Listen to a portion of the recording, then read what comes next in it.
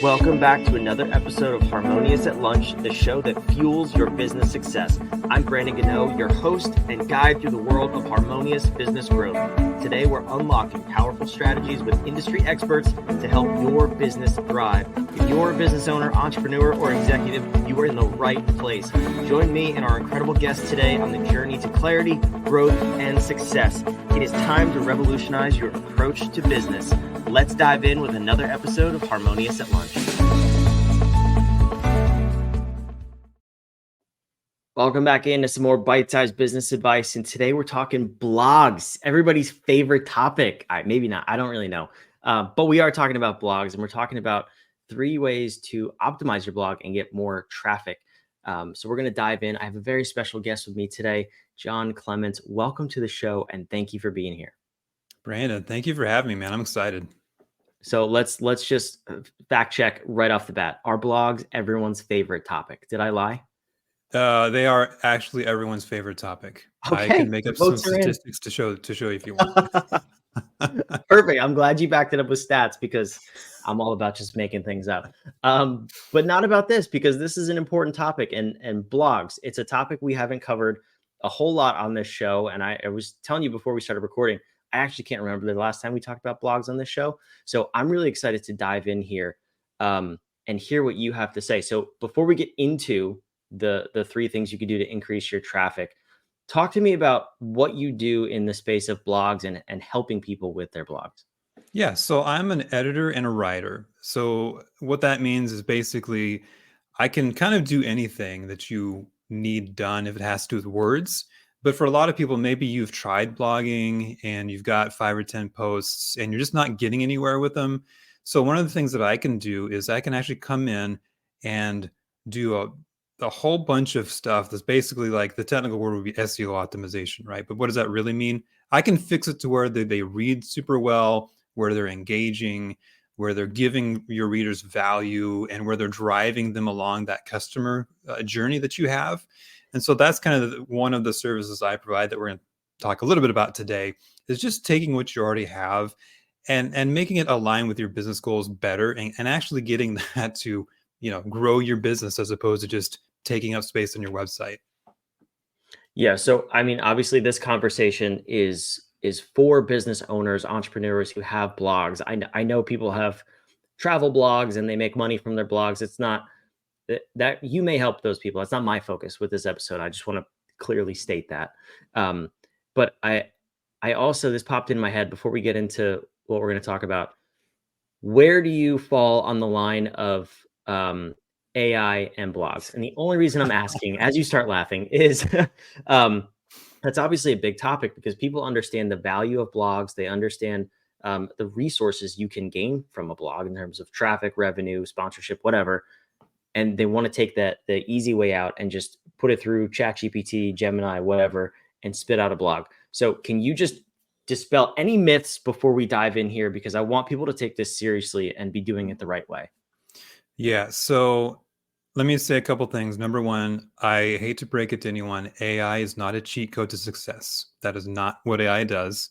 So, like, to your example, if you just say, oh, let's go to ChatGPT and say, write me a blog post, ChatGPT, it's going to spit out crap. That's what it's going to spit out, because you have to know something about prompt engineering to make it do what you want it to do. Now, that being said, the best way to look at AI is to look at it as an assistant and not an employee. So here, let me just tell you how I use AI for my blog. I use it for brainstorming.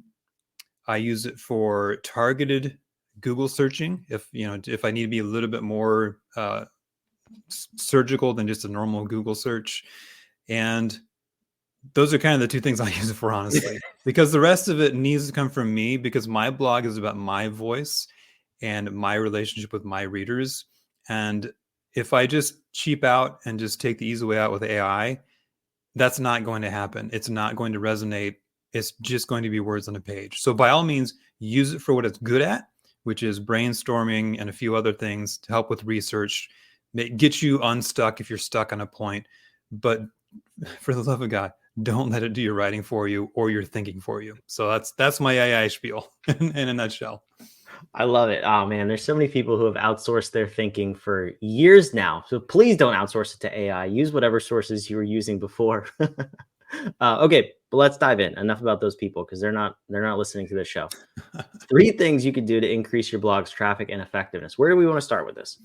Yeah, and actually, as we get into this, I just want to let your listeners know as well that we're specifically speaking about blogs, but this works for social media posts as well. This works for your email newsletter. So don't just think this is only for blogs. This is really for any written content. We're just talking about blogs right now. So that's out there. I think we should start with the beginning, and that's if you want to have effective written content, if you want your blog to pop, you need to have a good introduction. So think about the first sentence or the first paragraph of your most recent blog post. Is it engaging? Does it catch the reader's attention? Does it hook them in some way that makes them want to continue reading? If it doesn't, then you need to go rewrite that, because otherwise you're just going to get lost in a sea of mediocrity. And then we're just going to go right on to the next thing. So like the number one tip, if you want to grab anything from this episode, look at your introductions. Do they hook the reader? And so the next question is, how do you hook a reader? And there's a couple ways. There's 1,000 ways you can do it. A couple ways I like to do. Number one, you can use a statistic. Just make sure they're not made up, right? Like I said, make sure they're a real statistic. Enlighten your customer, your reader in some way. Use a provocative statement. So like if you're writing a blog about AI, say, don't use AI if you want to get results, right? That's contrarian. That's going to stop people in their tracks and go, what is he talking about? I need to learn more.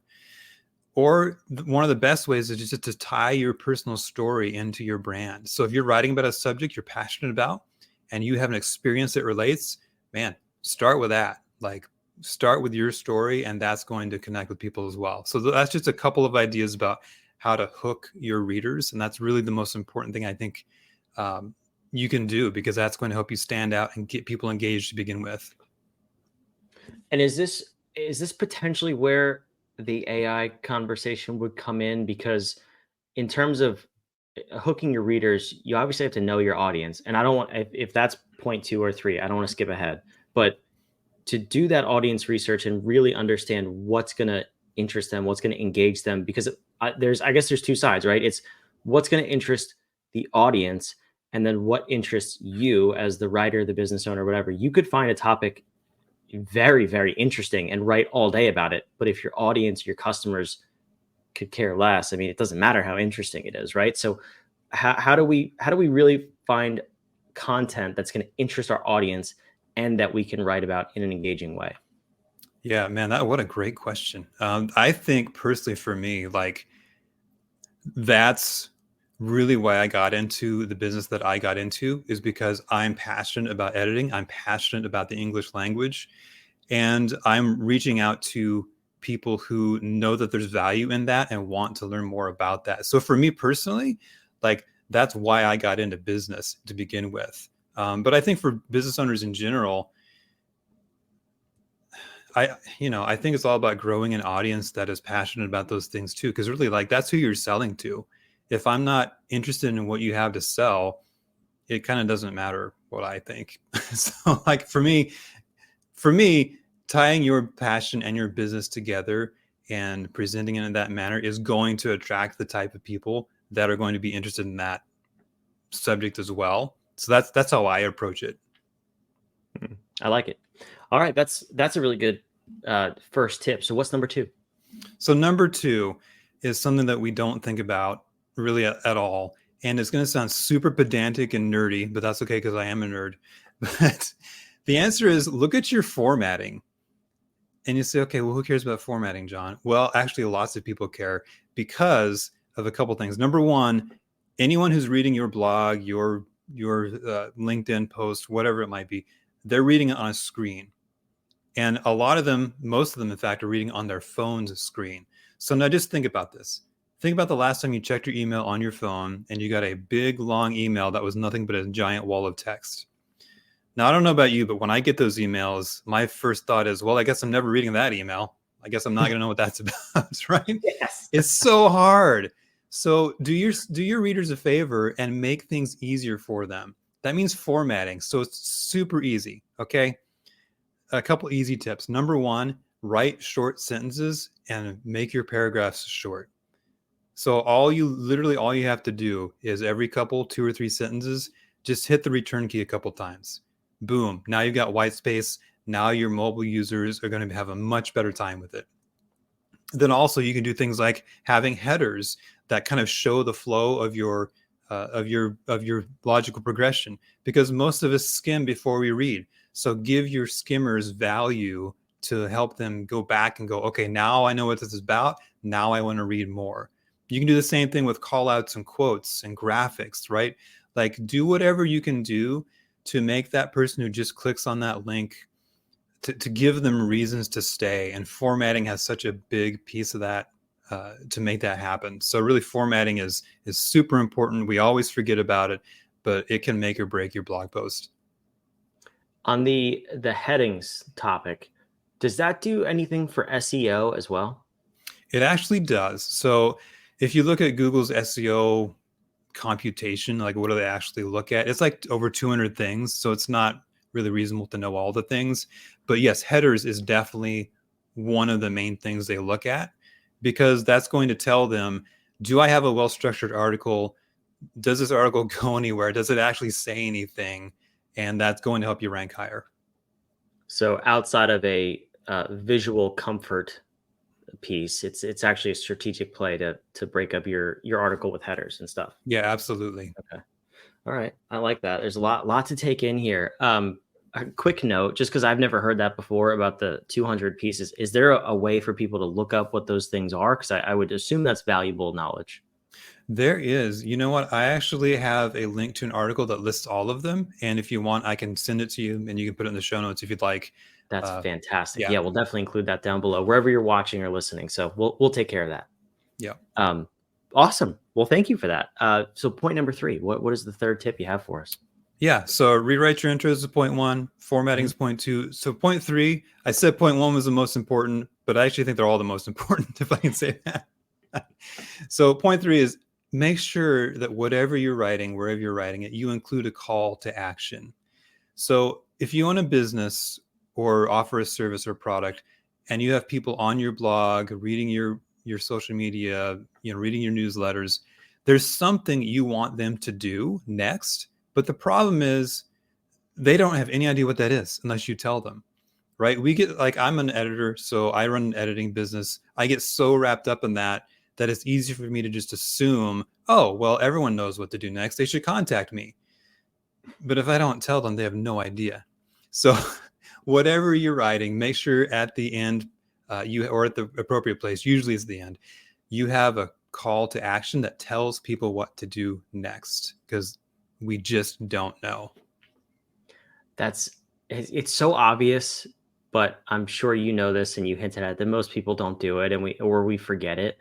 I'm curious though. I've heard this before I think in the context of delivering a speech or a talk or anything like that, um, that you actually want to precede that call to action and it becomes more effective. So instead of just waiting for the end where most people expect it, you actually precede it a little bit in this context, the second or third paragraph of a 10 paragraph blog.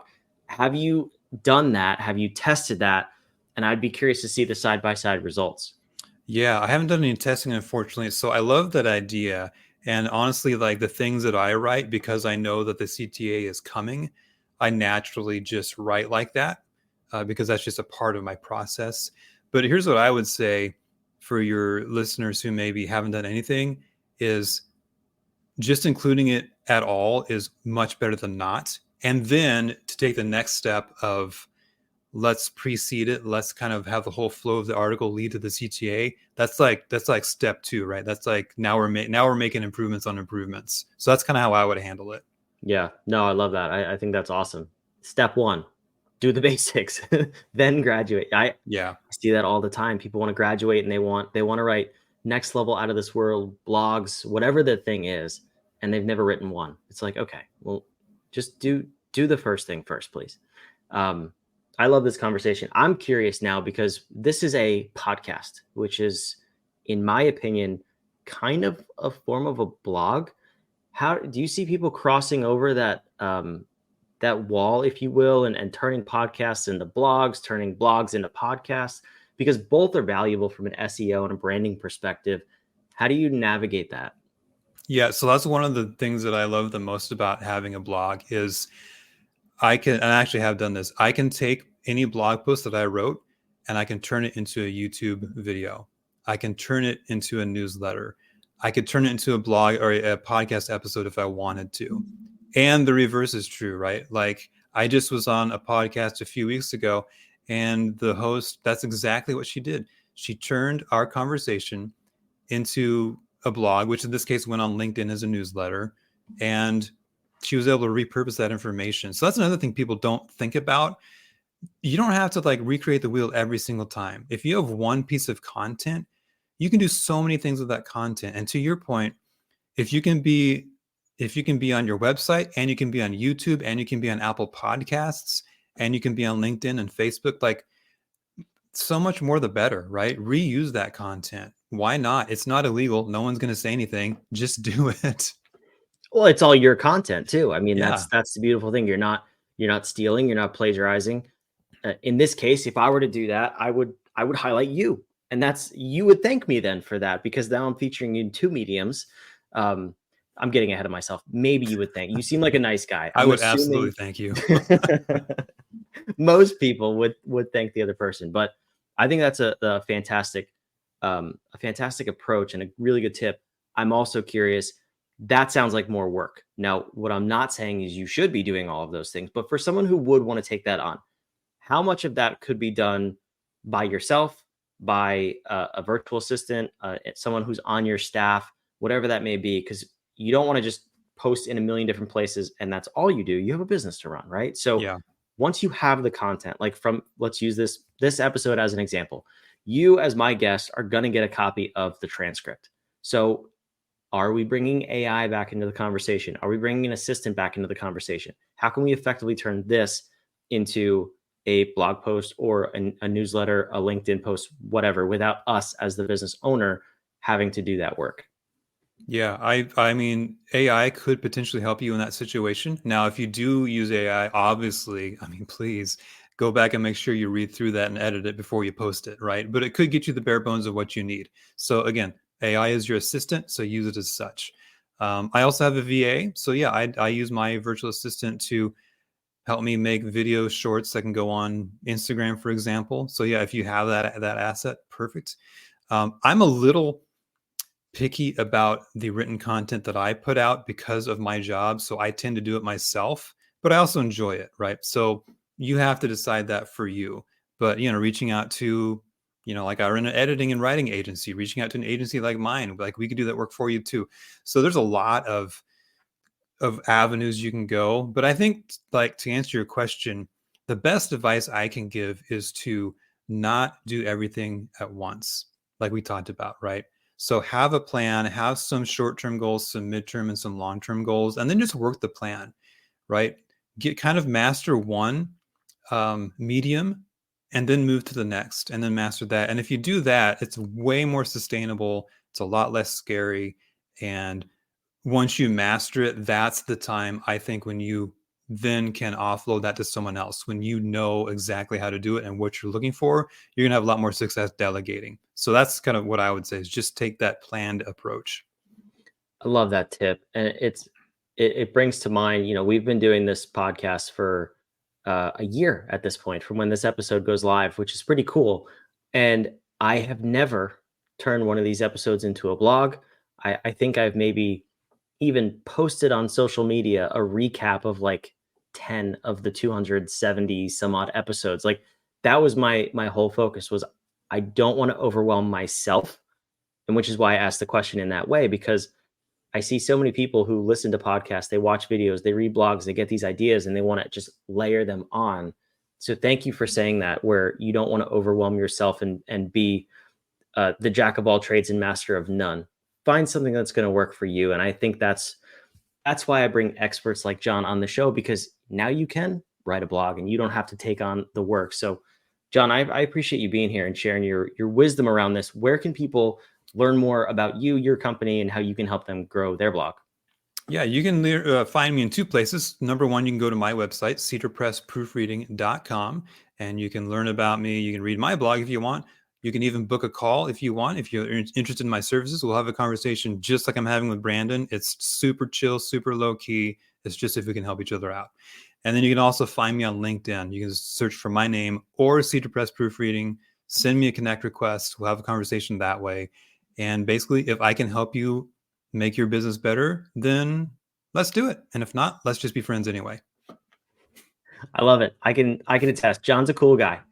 So you should be friends with him, and maybe you should have him help you grow your business too. But that was a great call to action. I wonder if you said like 5 minutes ago that people should reach out and book a call with you on your website. Maybe you did. Anyway, if anyone caught that and was listening close, I love it, John. I love to end these episodes though with one final question, and it's actually a question from you to the listeners.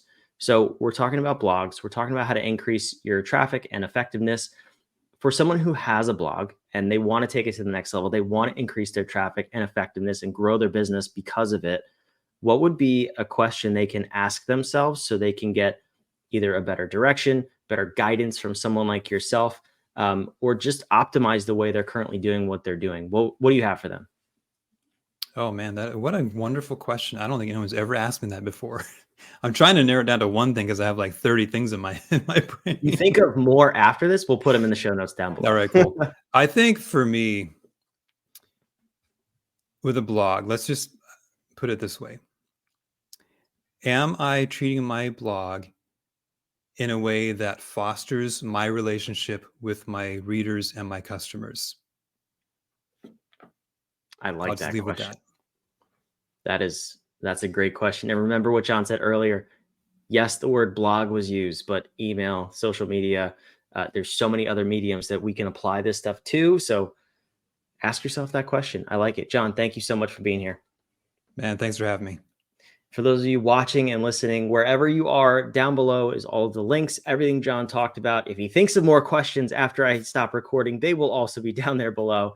But make sure you go subscribe. We love putting these episodes out every single day of the week so that we can help you build a more harmonious business and life. We'll see you on tomorrow's episode of Harmonious at Lunch.